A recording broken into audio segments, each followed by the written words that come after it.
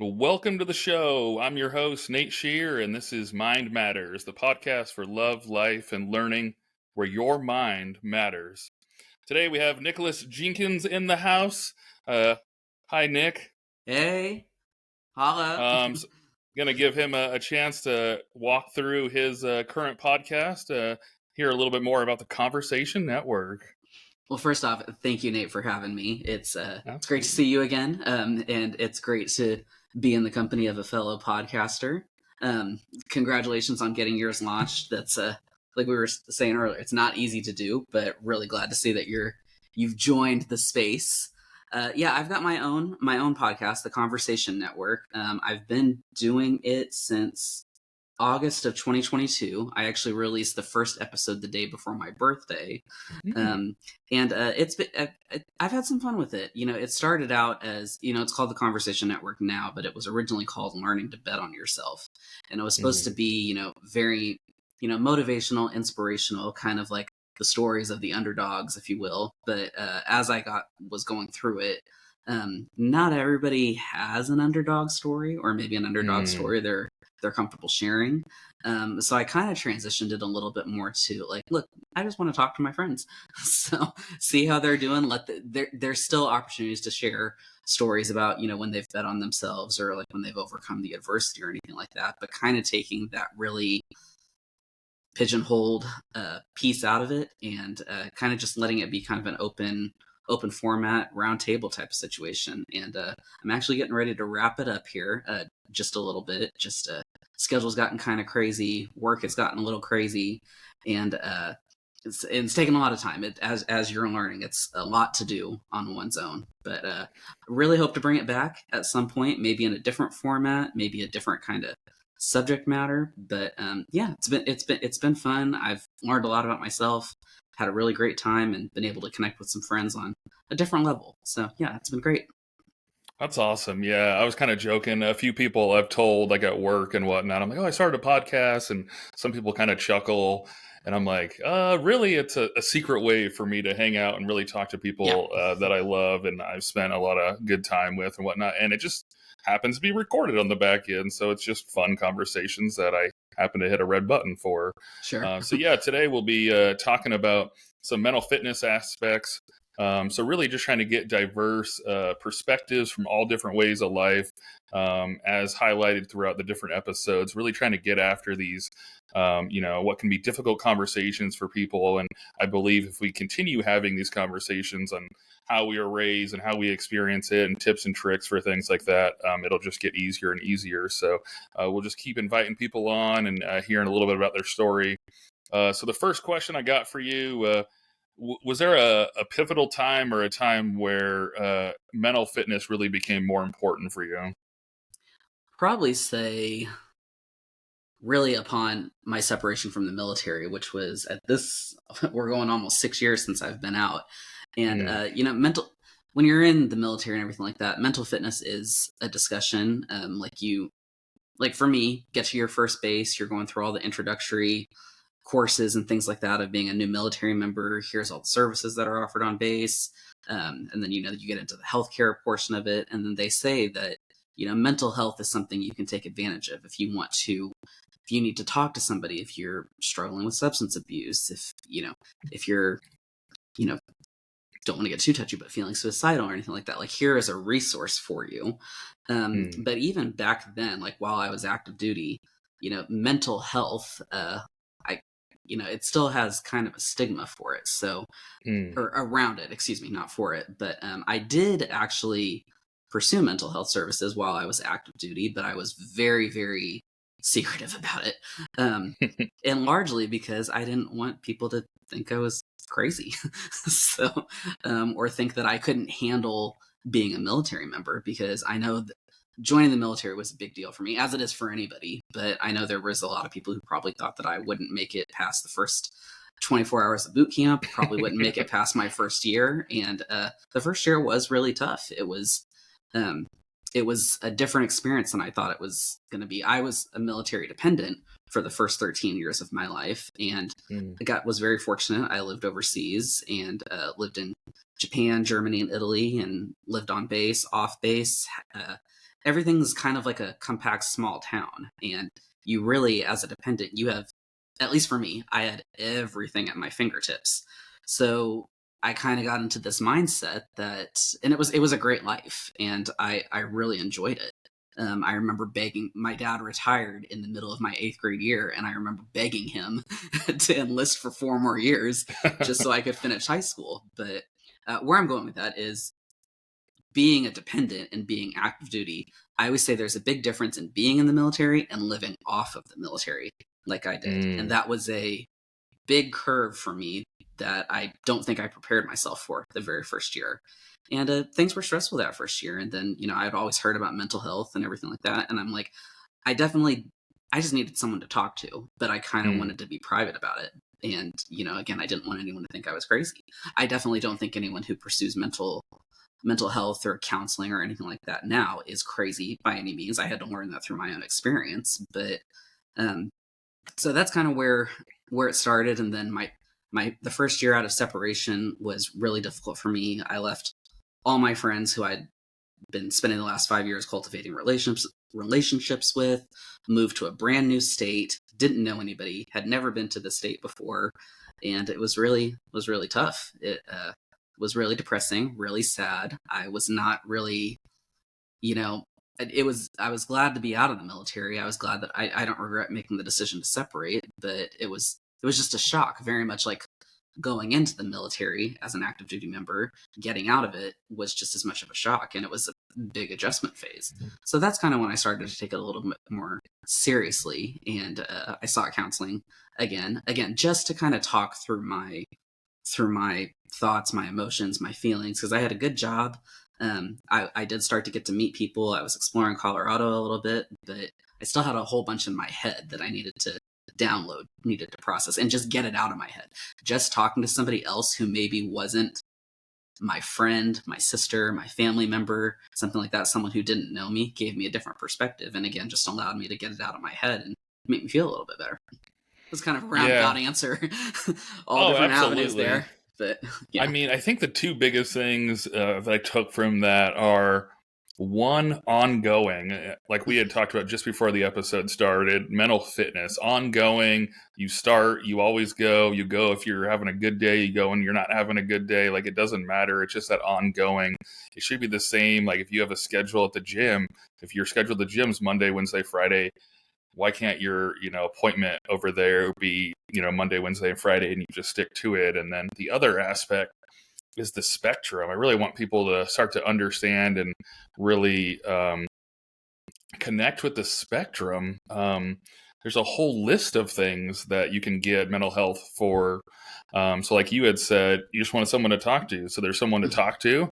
And then, there's clinical and, farther ends of the spectrum. But for some reason, mental health has been lumped into one thing. And it's like you said, just crazy and pills, when really there's, a slightly bad day where you have a small inconvenience and stub your toe and you just want to tell somebody because you're frustrated, to like major issues. I mean, that's the spectrum, but for some reason it's all lumped together, and it seems to be lumped to the, the far extreme side where it's like the worst thing ever, when there's a broad spectrum what could be going on. So those are really good points. So for us to understand you a little bit more, can you give us a brief recap? Tell us your origin story. Yeah, well, like I mentioned, my dad was in the military, and I grew up as a military dependent the first 13 years of my life. I was very fortunate to live overseas. I'm originally from Missouri, and when I say from Missouri, that's just where we retired when my dad got out. But he and my mom are both from here. Moved back to Missouri in the middle of my 8th grade year, back in, I'm going to age myself here, back in 01. And, I graduated high school from here, went to college here on and off for quite a few years after graduation. I graduated. So this Saturday will be 18 years ago that I graduated. So again, I'm continuing to age myself here. I don't know why I'm doing that. Very masochistic. But so I went to high school, college here, worked here, I joined the military in 2012 just to give myself something new, give myself a new perspective, do something with my life, really, honestly, get a fresh start. Served for 5 years in California. I did contracts when I was in the military, and I did contracting for a little bit after I got out of the military. Moved to Colorado, lived there for a few years, lived in Nashville for a few years doing grants management. Yep, got out of contracts and moved into like the cousin of contracts, still financial assistance. And then I moved back to Missouri last year. My sisters keep having kids, so when I got out of the military, I had two nieces and a nephew, and now I've got 4 nephews and 2 nieces. And it was always my dream to. It's weird, like be an uncle. I've always looked forward to the idea of spoiling my sister's kids and then giving them back, which I do, and I just did the other day, and I'm very proud to continue doing that. But yeah, I'm doing grants management for a branch of under the USDA, and then on the side, hosting the podcast, and I also write resumes as a side hustle. So got my hands in kind of a little bit of everything. And awesome. Sounds like you got a lot of creativity flowing. Trying to, anyways. That's a big part of my mental fitness journey is keeping myself engaged, really exercising the creative side of my brain. That's been a really big thing for me too. That's part of my mental fitness regiment, I guess, if you would say. So. That's one thing. I guess it's kind of backtracking, but I did kind of want to mention that you said you had jumped into the podcast, you had done it for a little bit, and you're feeling a little bit tired, and there's a lot going on, and so you're going to step away. But I think that's a super important thing as well. I mean, you can take breaks, you can come back, but the ability to use your brain and exercise that creativity. So if anyone's like worried, like, oh, I'm not sure, I won't have the time, I won't have that, try. Like maybe you do it for a year and you never do it again. That's cool, but maybe you come back or maybe you don't. But I think trying new things really does help the brain, stretch. Like we talked about mental fitness. Yeah, you were talking about you can always come back, because I've already exceeded what I thought was going to be my timeline with the podcast. I was like, okay, I started it in August.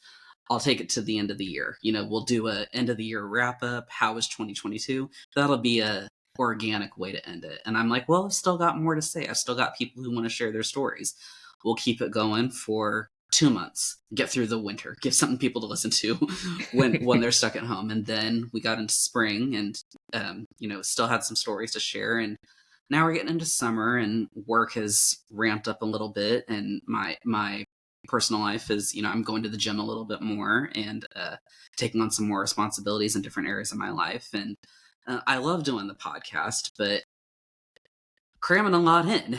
And I think one thing for me, as far as mental fitness, I've had to really recognize when I'm putting too much on my plate. And when maybe, I wouldn't say doing too much, but I've just got a lot going on and I'm not able to spread myself as thin as I used to be able to. And the other thing about the podcast is I want it to continue to be good, per se. I mean, we're not winning awards or anything like that, but I don't want it to just be me spitting words into the microphone just to put an episode out or something like that. I want to keep it fresh, want to keep it engaging. So sometimes the best way for me to do that, I found, is step away and then come back, whether it's writing an email to a colleague at work, whether it's, trying to put a project together, trying to create the podcast, walk away and then come back. And sometimes you got to walk away for a couple months. But so I was really glad that you mentioned that.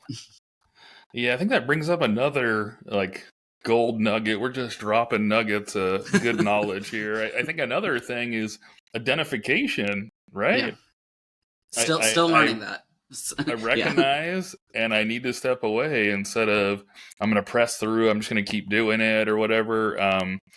Knowing how to do it is one thing. Knowing when or identifying that it needs to be done is probably a whole nother thing. If you never identify it, you're just going to keep pressing on and burn out. So that's good. Yeah, identification is really good.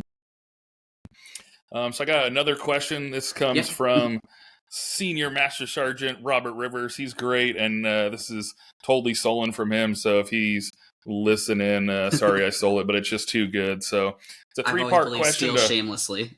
Exactly. It's mine. But it's a three-part question, and I feel like in one question, it kind of gets us to understand where you're coming from, and kind of set a baseline foundation for the podcast. So it's one app you're using, one book you recommend, and what you're listening to. And I can break those down again, but one app you're using. Okay. Well, I talked about this one on my podcast as well a few times. I didn't really have a handle on money until I was almost 30 years old. Didn't understand how to. I've heard the words budget. I've heard the words put money away, retirement, but I really didn't know how to manage money until I was in my late 30s. A friend of mine from the military is really kind of who taught me how. And the app that I really like using, my brother-in-law actually told me about it. It's called Every Dollar. I think it's from the Dave Ramsey collection type of situation, but I put in my income, how much money I make from my paycheck a month, what all my expenses are. I throw my resume side hustle money in there as well. And then everything is literally, I'm budgeted to the penny. Everything has a category, and then I just go and plug my transactions in. I think you can pay for a version that will automatically float your transactions in for you, but I didn't want to pay for it, so I just go in there manually and do it. But it's really taught me it's helped me continue to learn how to manage money. Like if you budget yourself $250 a month for eating out, which is guilty pleasure of mine. I love to eat out. But if it's May 18th, and out of that 250, you've got $18 left, like I think I probably do. Like, okay, maybe we need to start cooking. Maybe we need to figure something else out. It kind of gives me a 24/7 snapshot of what's going on with my finances. That way I know, like, hey, maybe I budgeted $500 for miscellaneous, but I only spent $200. Maybe that $300 needs to go in savings or to retirement or to somewhere else. So it's, like I said, it's a constant tool that I use to like give me a snapshot of my money and kind of figure out how to use it better. Because I'm definitely behind the curve. That's definitely super important. One thing that I really liked about his model, I mean, you can choose whatever model, but the idea of the moving, right? Because he started with the envelopes, but the moving, I think, is super important. You're like, hey, I can move over some in the eating out, but I gotta, take money from gas or, whatever it is. But I think the biggest challenge we have, or maybe I'm just speaking for myself, but just the swiping. You used to have to hand money across. It's just like, I don't even know. Yep. And now you got the tap. The tap's even worse. I don't even put in a pin. That's just flying out there. Yeah. Oh, that's crazy. Well, that's a good one. Yeah, I hope people try to look into using some budgeting apps and whatnot. I think awareness like pays itself off. I know some of the ones are paid, and people are like, I don't want to pay. But usually if you pay attention for 1 month, like, the free ones are good as well. But usually you'll pay it off in like the first month of just being aware of what's going out the door. Absolutely. So, that's good stuff. Next one book you recommend. Okay, this one might be, I don't know if controversial is the right word or what, but I love like celebrity autobiographies. Like on the shelf behind me, as you can see, we have quite a few of them, and that's not even all of them. But the one that I just finished reading about a month ago, I read Paris Hilton's book, her memoir that she just released. And, since the book is very focused on mental health and mental fitness and the things that she went through as a teenager, being in camps that she was sent to for behavioral purposes, and how she, like the abuse that she suffered. It's not been diamonds and champagne her entire life. Actually, like she's probably one of the most misunderstood people just because of how she's been characterized by the media. And I'm guilty of that too. I used to call her an airhead and used to say she was dumb, and I'm the simple life generation, so true millennial. But she taught like this story of her resilience and like how she has overcome and why she has overcome, and what she's gone through and how she's created this empire. It's fascinating, and obviously it's juicy. It's the story of Paris Hilton. So, but like what she's gone through and how she's risen from that. I mean, it's kind of some of the parts to read in it were a little terrifying because she was a Mm-mm. child going through that. And I don't want to give too much of it away or scare anybody, but it's fantastic. It's out of all the ones that I've read, like I've got Jessica Simpson, I've got Gronkowski, I've got Prince Harry's book, of course, I've got Nice. Spare, Rob Lowe. Like hers is probably the best out of all the ones that I've read. And like I said, it really tells the true story of who she is, very unflinchingly. So I think I stole Which I that think word that from the goes book to, jacket. you can learn from anybody, right? And Yeah, that's yeah, awesome. And absolutely. then last part is what are you listening to? I guess that could be music, or I guess could be audiobooks. Well, right now, the Jonas Brothers just released their new album last week. So, and I didn't listen to it on release day, so I was listening to that earlier. But I've been so my Spotify is like categorization and lists and organizing. That helps. That's also part of my mental fitness. That gives me structure. I think it's a military thing, but that gives me structure. That gives me a sense of calm and things like that. So I have playlists for, or not, excuse me, yeah, playlists for everything. Um, I was in high school from August 2001 to May 2005. Again, I'm continuing to age myself here, but I've been listening to my high school playlist, and it's got like the really, really old school stuff on it. Like it's got Justin Timberlake when he first went Oh, solo, Usher, who else it's got? Three Doors Down, Maroon mm, 5 when they first came. All these folks came out like when I was in high school. So I've been listening to that for the last couple days. So and that's awesome. That's some good I think I'm stuff. feeling nostalgic because Saturday is many years since I graduated high school. So I'm trying to, Um, even though high school was a horrible time, I'm not sure why I'm trying to relive it, but the music got me through. Yes. that So was all of the these only things are thing. tying back to mental fitness in some aspect. Absolutely. It's funny. I was watching, was I watching or did I read an article? But they were saying like one of the number one ways to feel at peace is playing Tetris. The human mind wants things to be organized and cleared out. So it made me think of Mhm. you making the playlist, like just clearing blocks out brings a level of peace to people. Like you don't play video games, just the organization of Yeah, things getting cleaned up. It's interesting. sure, sure. Okay, we're going to move over to the meat of mental fitness. So, first question for you: what is your go-to self-care activity when you need to boost your mental fitness? Well, lately, probably excuse me, in the last like 3 months or so, it's been the gym. Hmm. So I will say my go-to will always be music. Um, music will always be like what calms me down, what picks me up when I'm sad, what helps me become less angry if I'm really frustrated or if I'm really mad about something. But so music will always be like a a security blanket for me. But lately, the gym is where going to the gym, I've been going a lot. I go about 5, 6 times a week. And that's something I never thought I would ever do. When I got out of the military, I hated the gym. And honestly, I've never really liked the gym, but I found a community there. I've made friends there where Hmm. it's kind of like a family there. I'm also and this is something I learned recently. I'm finally going to the gym and exercising for myself, not Ah. obviously to meet the physical standards of the military, which I never had a problem with or anything like that. Um, so I definitely wanted to be in shape and things like that, but it was something that I had to do because you have to pass your annual fitness assessment. Or when I got out of the military, I didn't want to go, but I was like, well, I don't want to. I've always been really self conscious about my weight, so I don't want to. I don't want to get out of the military and gain a whole bunch of weight my first year and things like that, which I understand that happens, but it.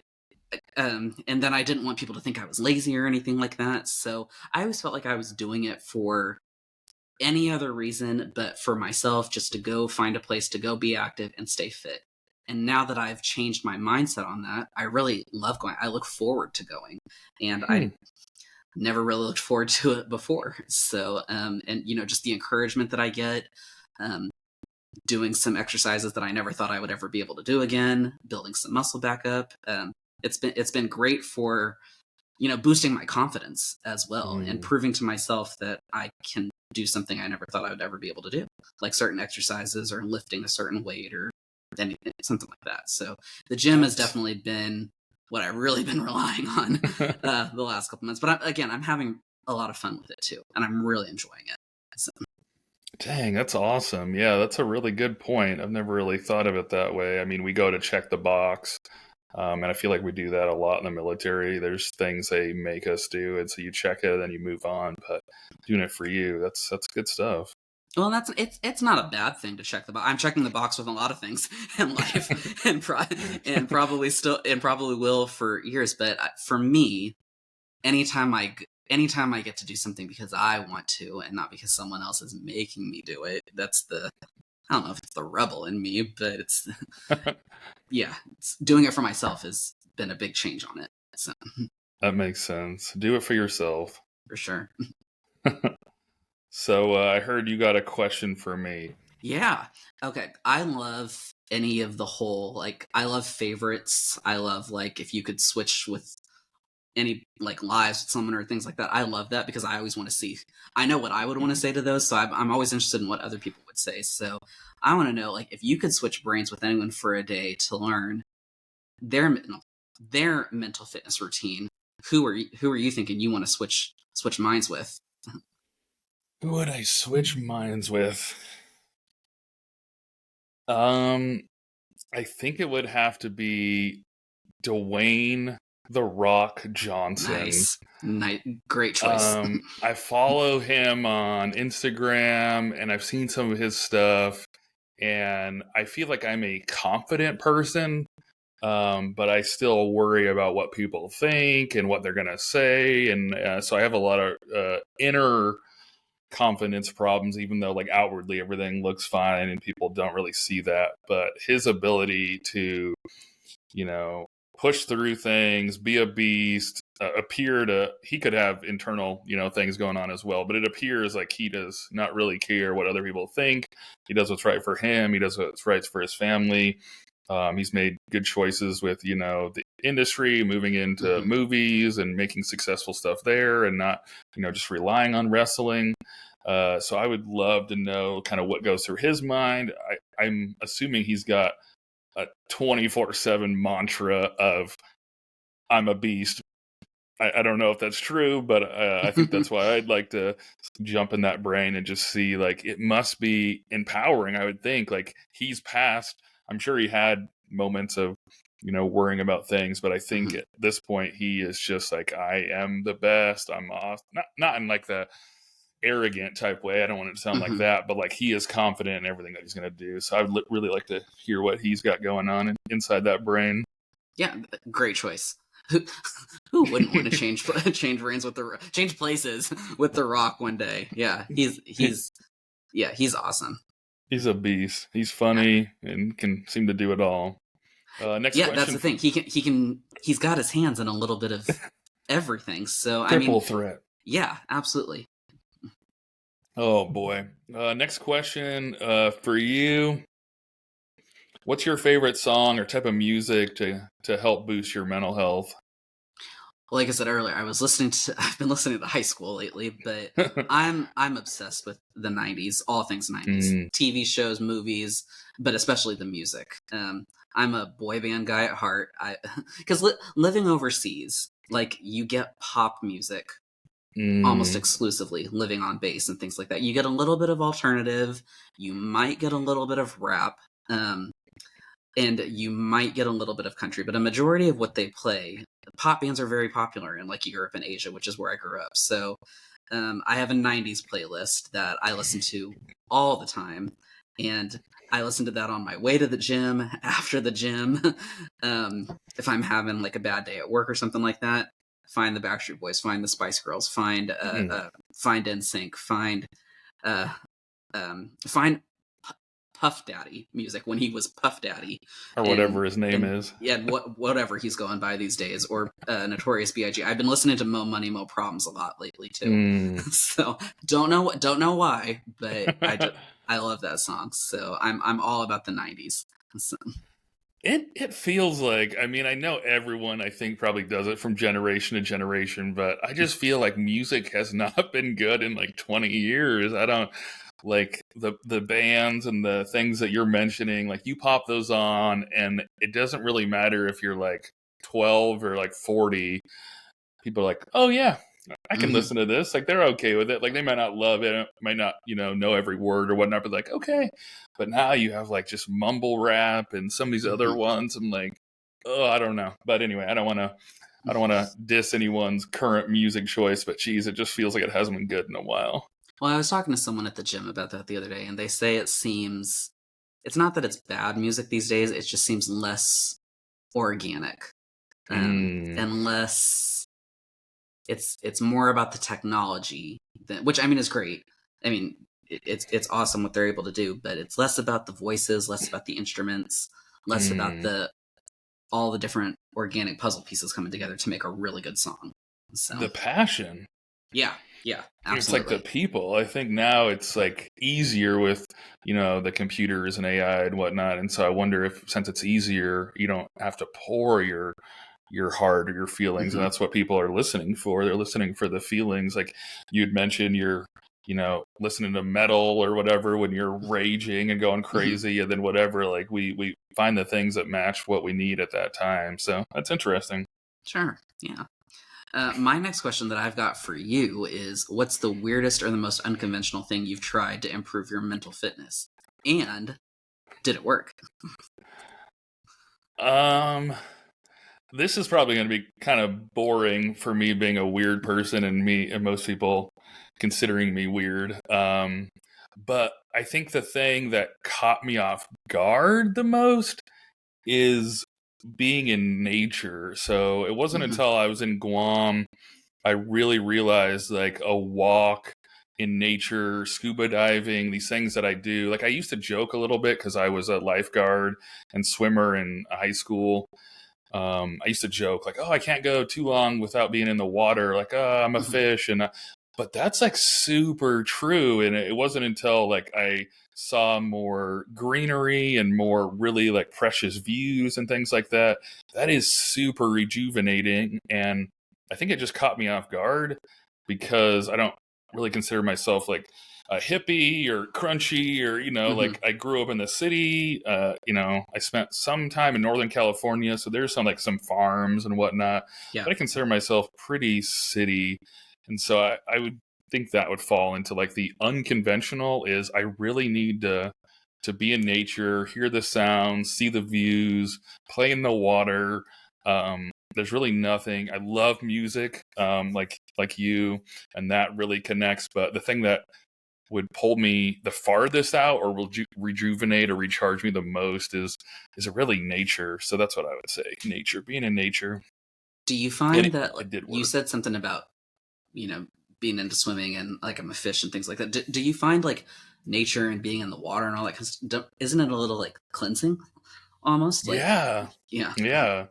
Yeah, it really feels. I mean, we use like the reference of like a recharging your battery and recharging your phone, but I mean, it really feels like that. Like, yeah, clean and better, and just different than when you went into the water. Mhm. So many different principles: recharge, clean. Yeah, absolutely. Yeah.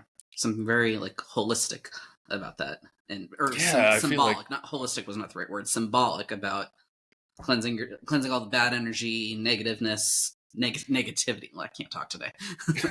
Just through the water. So yeah. But I think that goes back to probably like, caveman, we're from the earth, there's Mhm. probably so many things that go into that. We're eating from the earth. And so yeah, I think that's definitely an important thing to bring you full circle. Yeah.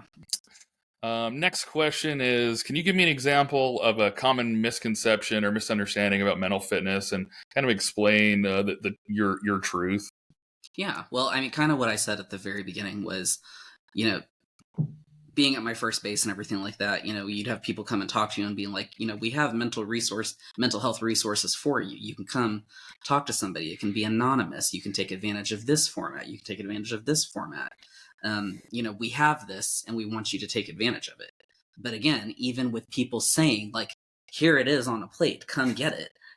I remember back then in 2013, I'm like, well, if I go take advantage of this, because it sounds like something I would really benefit from, but if someone finds out or if someone sees me or whatever, they're going to think I'm crazy. And then, like you mentioned earlier, about being worried about what people think of you, that's something I've really learned how to shed and get away from in the last couple of years. But that was a really hard lesson for me to learn, and I'm still learning that lesson today.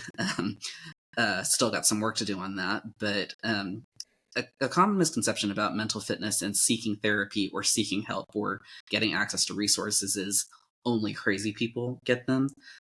I think people who just need an extra outlet, they need something more. Like, a lot of people are very self-sufficient, and or they have a close inner circle, family, friends. But I've noticed with me, the reason a big reason why I wanted to seek outside mental help was because I wanted someone who might not agree with me, someone who's going to be, maybe, I wouldn't say not in my corner, but doesn't know me, isn't going to maybe agree with everything I say, isn't going to be worried about, right? Isn't going to be worried about hurting my feelings.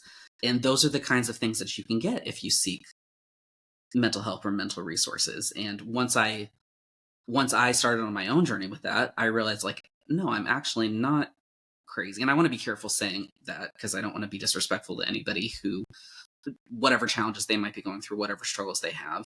But seeking those things doesn't mean that you're certifiable or that you have problems. It just means that you need a little bit extra. So, something more to give you a new perspective or a different lens to look through. And again, didn't learn that until I was on my own journey. But that's what I want people to realize. It's not, you don't have another problem just because you're seeking resources or seeking help. Yeah, and that's really why in the artwork for the show and the title, because it was initially going to be Serious Conversations, which was oddly really close to the name of yours. But I really didn't want it to be about me. That was one thing. And then I really wanted to hone in on what was important. And so I really liked Mind Matters because it's taking care of your mind. And so in the artwork, there's a brain and there's a heart inside of the brain. And I think that's the important part. You're supposed to take care of your whole body. And so I know we had talked about this, I think, before we jumped on, but it's really interesting to me that we know you're supposed to work out your heart at the gym and do cardio, and you're supposed to lift weights to stretch out your muscles. But then for some reason we get to the brain, like, oh, can't do that. Let's not talk about that, which is really bizarre. It's not another problem. Like you said, you're just maintaining the thing that you're supposed to. You maintain all the other aspects of your body. So like 95% of it get taken care of. And like, no, not the giant thing in your skull. That controls really bizarre. Literally everything. The most important part. Yeah.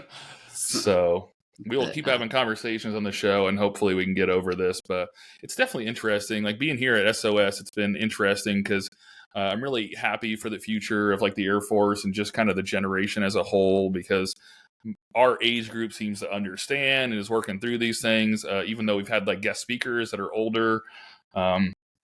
Definitely can't mention any names, but some of them have, said negative things about pill popping and about like inclusive male facial standards or grooming standards, which I have struggled with for a long time. And so I got my waiver about a week before I came to class. And I was actually thinking about just, going against my medical waiver, which isn't the right thing, just to appease people and fit in. But the group that's at this age group is really understanding, supporting, they understand. So I'm really excited for the future. I think once we get through, a little bit more of the older people and their thoughts and things, things are going to be a lot better here coming up soon. So I'm excited. I get that. Yeah, I get that. Totally.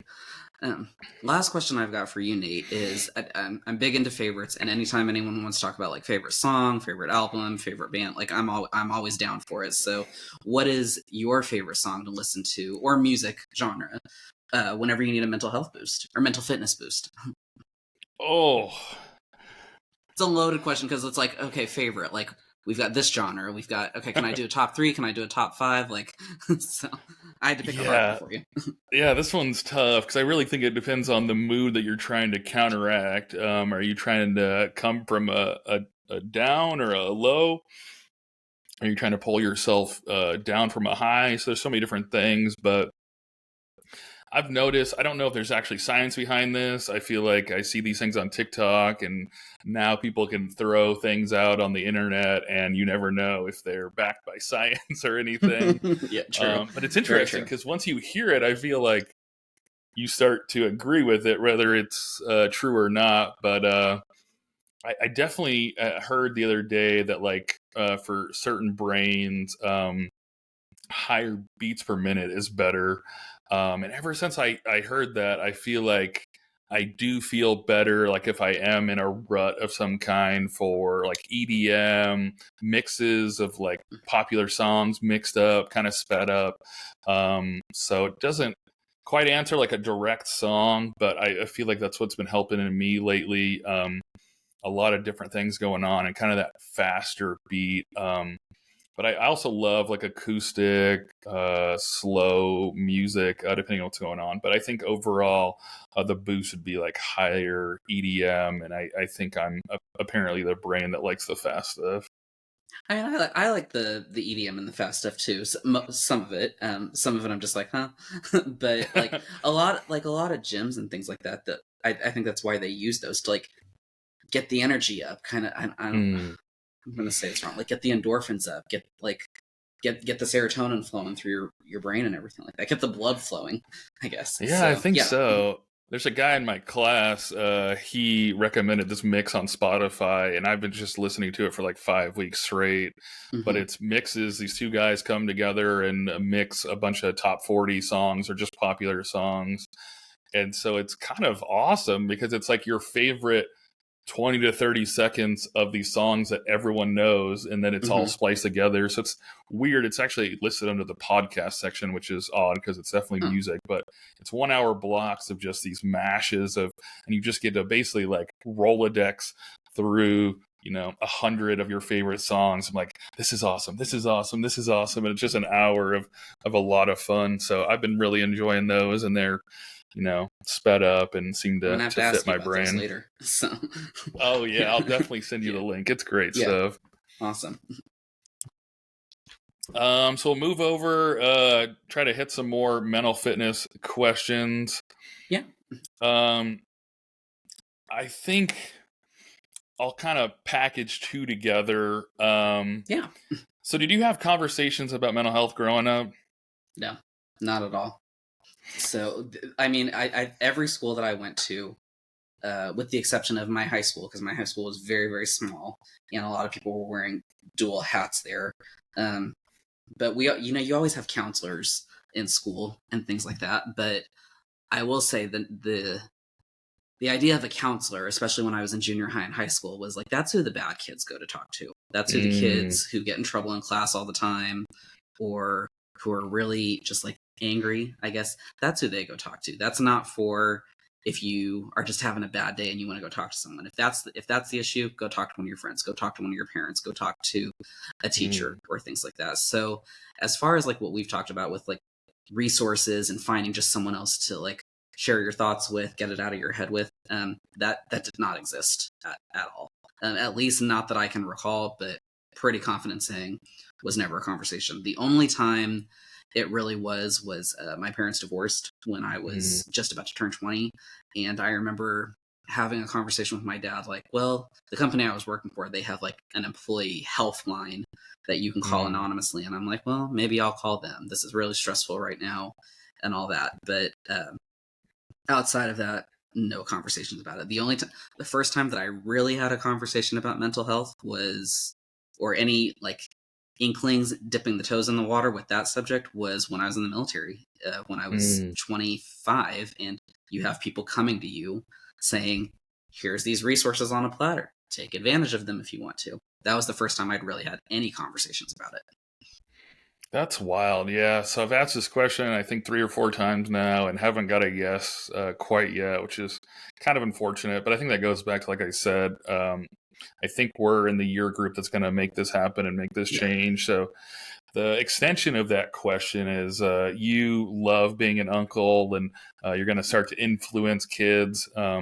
So what could you do, or what would you see as like the ideal of starting to have these conversations so that people can feel comfortable as they're growing up? Obviously they're little, but as they get to teenagers and whatnot, how do you see yourself playing into that?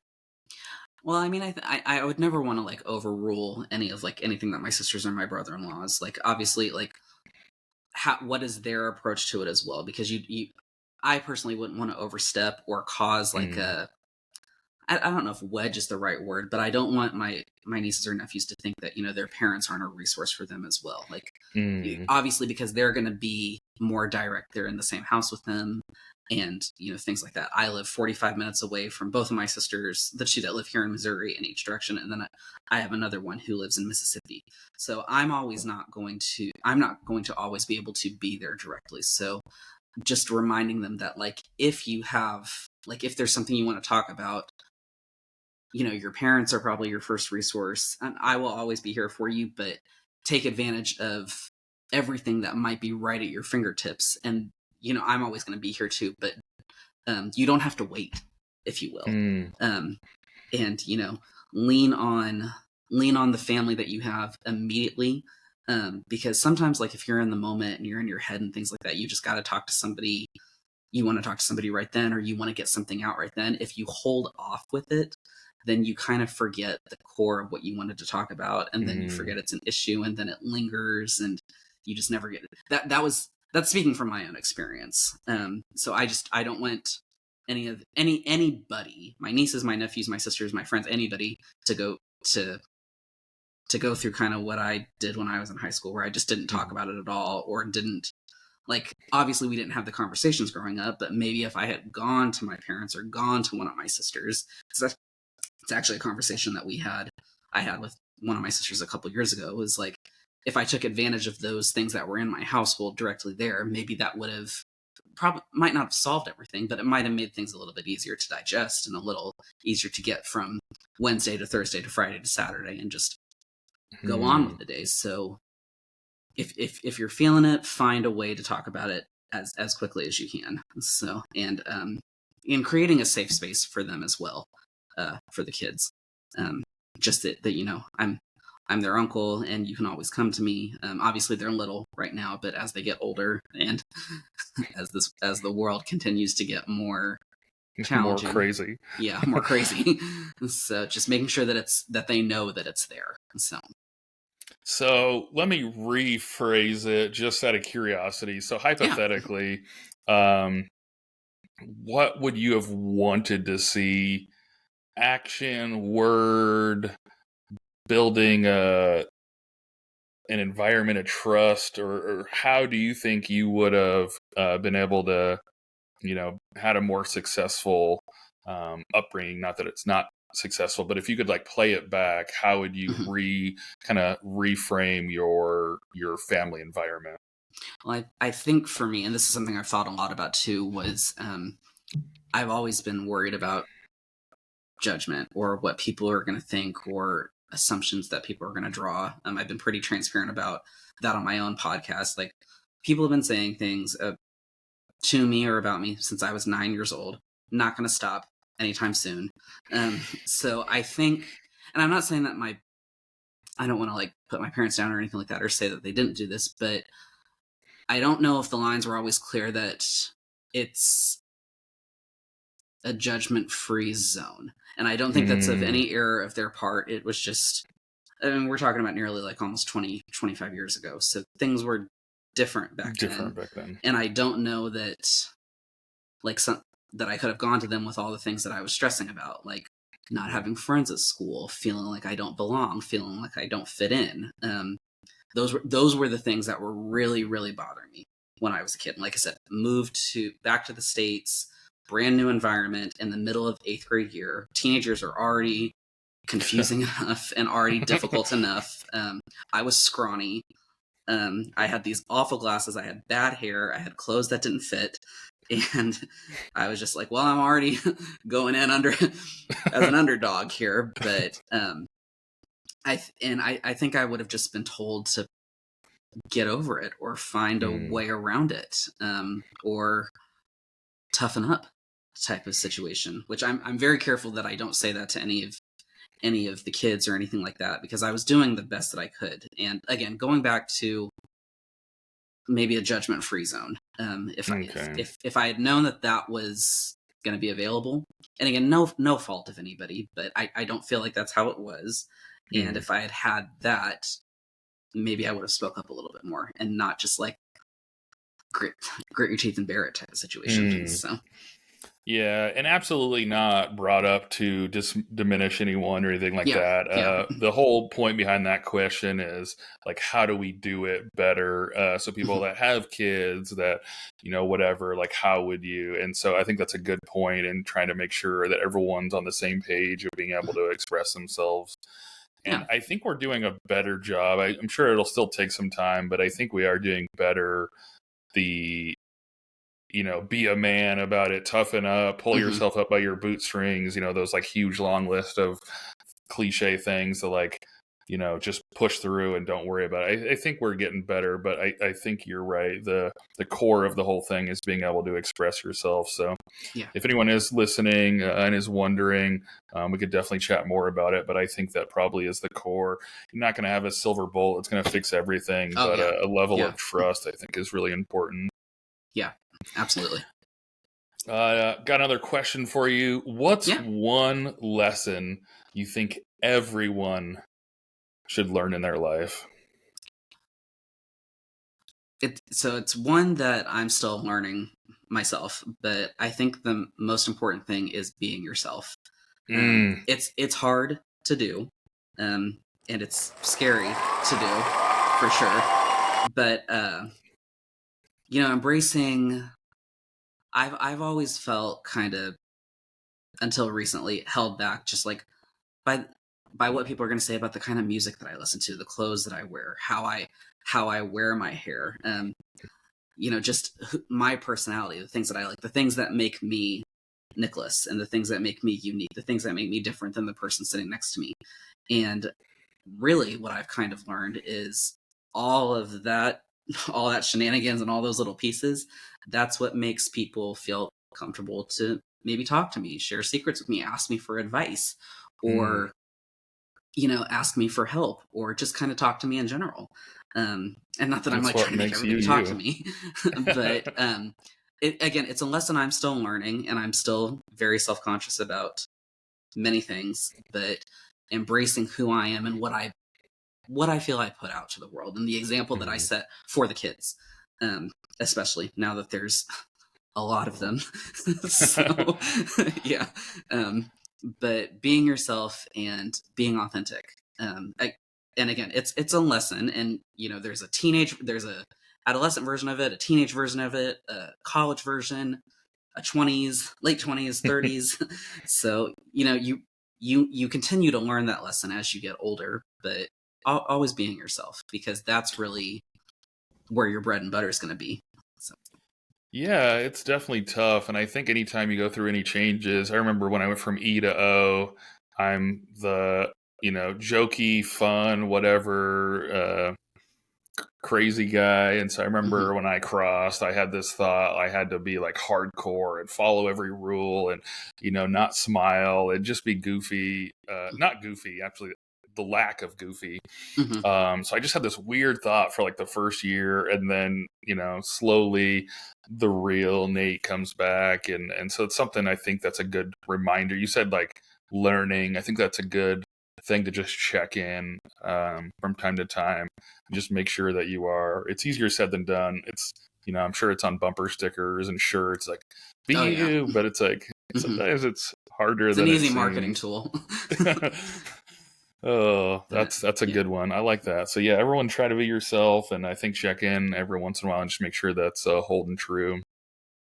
Last question I got for you. We yeah. want to make sure we're wrapping this up with some mental fitness. So can you share any tips or strategies that listeners could take home today and start implementing in their lives? Well, I think for me, like I said, the big part of my mental fitness journey was just getting it out of my head. It's when it all lives up here, it just compounds and compounds and compounds, and then it just gets so big, like you explode, or it all spills out, and then you just really don't know what to do with it. So download it out of your head in some way. Write it on a piece of paper, write it on a Word document. My notes app on my phone is full of stuff. It's full of lists, full of ideas, full of thoughts, full of observations, just to get it out of my head and not to lose it, to always have something to come back to. Like you said, like we said earlier, you can get it out and then you can come back and then you can revisit and all those different things. And then once it's out of your head, you can kind of like, okay, I want to take action on that. Maybe I want to talk to this friend about this. Maybe I want to call the hotline, the employee assistance hotline, to talk about my parents' divorce or something like that. Maybe I want to talk to my primary care physician about, okay, I'd like to maybe see a professional counselor as part of my health routine. And just getting it out and mapping out your journey and mapping out your steps on your own time as well. There's no, it's not a race by any means, and it's definitely not a sprint. It's a marathon, a very long and hard one. But and also finding, for me, the last couple of years, a big part of my mental fitness is being kinetic. I was doing New York Times crossword puzzles at one point. I was, I got some adult coloring books. I still haven't colored in very many of them, but it's just to do something with my hands, to keep sitting there stewing over things. I'm a really bad stewer, if that's even a word. So anything just to get the thoughts out of my head and into another format, or to keep myself moving to where I don't overthink things and just blow them up bigger than they need to be. So that's what I would recommend to folks. Absolutely. That's some good stuff. I want to try to summarize a few things we talked about today. So a few of the things to highlight: mental fitness is a spectrum. We talked about just having ability to vent and have a small conversation, up to needing, more clinical, mental health professional type care. We talked about really trying to take care of your brain as another part of your body. So you're checking in, you're having that therapy, you're having someone to talk to, and it's reoccurring. You go on the good days and, you go on the bad days. You go, reoccurringly the same way you go to the gym. So those are kind of some of the things we talked about. I'd really like to encourage the listeners to share their thoughts or any questions or anything on social media, or send me an email. I can get over to Nicholas if he needs it. And then I want to wrap up, give you one final takeaway for the listeners out there. Sure.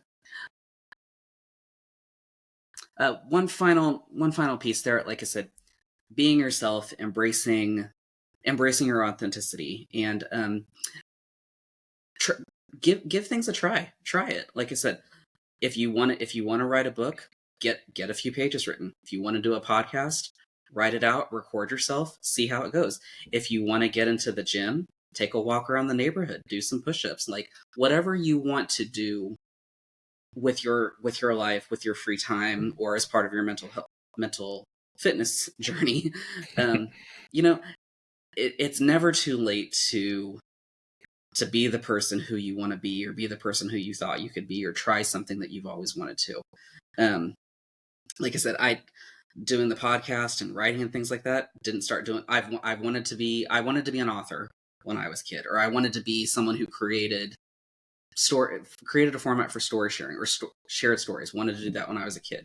People told me I wouldn't make money with it, so then I was like, okay, I guess I'll be an accountant, which I'm still not an accountant either. But creating content, I guess, or writing things out and writing stories, sharing stories, it's always been something I've wanted to do, and here I am, mid-30s, doing it. It's it's not a moneymaker or anything like that. It's not supposed to be. It's just something for myself to get the creativity out of my head, and get my hands dirty with it a little bit. And if you don't like it, find something else. So Absolutely. And be yourself and give things a try. So don't stand in your own way. Don't be the reason that you're not putting yourself over the starting line.